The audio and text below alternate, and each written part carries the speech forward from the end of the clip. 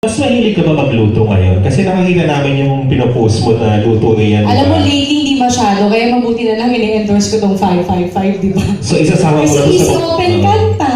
Madali para sa akin. Siyempre yung mga pagkakataong wala ako sa mood, parang feeling ko pagod ako. So, at least meron ng ulam para sa akin na kumpleto talaga. So, lahat ng flavors na gugustuhin kong maisip, meron sila. Oo, pwede ka mag-invento ng mga luto niyan na gawa sa tuna. Pwede. Actually, pwede yan sa pasta. Hindi lang sa rice. Depende. Actually, yung adobo, masarap yan sa bread.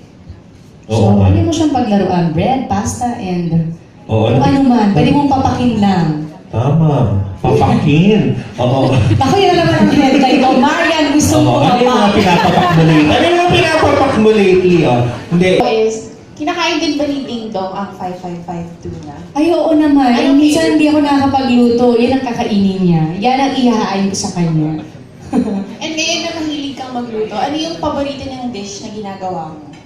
Paborito? Alam mo, bias yung asawa ko. Lahat ng niluluto ko, paborito niya. Walang hindi masarap sa luto ko sa kanya.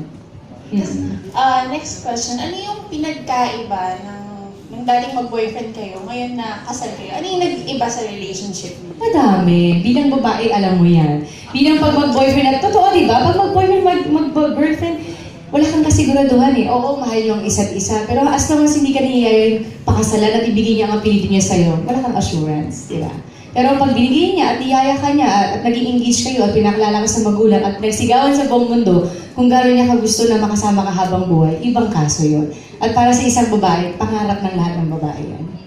Napag-usapan niyo na ba ni Ding Dong yung magiging changes kapag, kunyari, 7 months pregnant ka na, yung mas moody ka na, mas matapang ka na? Ano ba siya doon? Alam niya yun? Aware siya kasi sa bawat visit ko naman sa OB, palagi niya akong sinasama. Never siyang pumalya na hindi siya kasama. In fairness sa kanya. O parang siya yung buntis, sa totoo lang. Pwede ba yun, no? Pwede daw yun eh. Parang siya yung naglilihi. Hakbangan mo. Consistent ang sweetness. Oo eh, mas pa. Oo. Alright. Pwede ka ba magpa-pictorial ng kalakihan ng tiyan mo? Nakasama ang tuna. Ano, FHM po ba yan? Depende po anong magazine.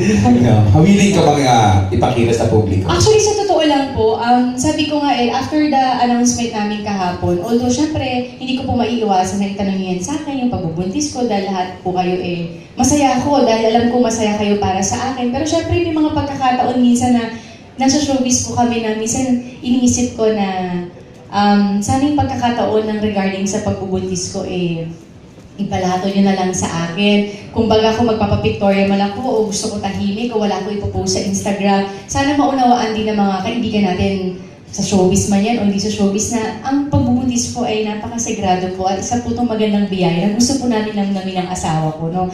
At hindi naman po artista yung anak ko. Ako lang po at saka yung asawa ko. So sana bigyan niyo yung pagkakataon sa akin na akin na lang. Ato, hindi sa'yo to. Reaction na lang ni Ding Dong nang malaman niyang buntis ka. Tulalay. Tulala. Parang hindi nagsisingkin, parang, syempre pangarap din niya. Sino ba namang nagpakasal ang hindi inaasam-asam na magkaroon ng bungay pagmamahala nila, hindi ba? So ako, sabi ko nga, pangarap ko maging isang ina.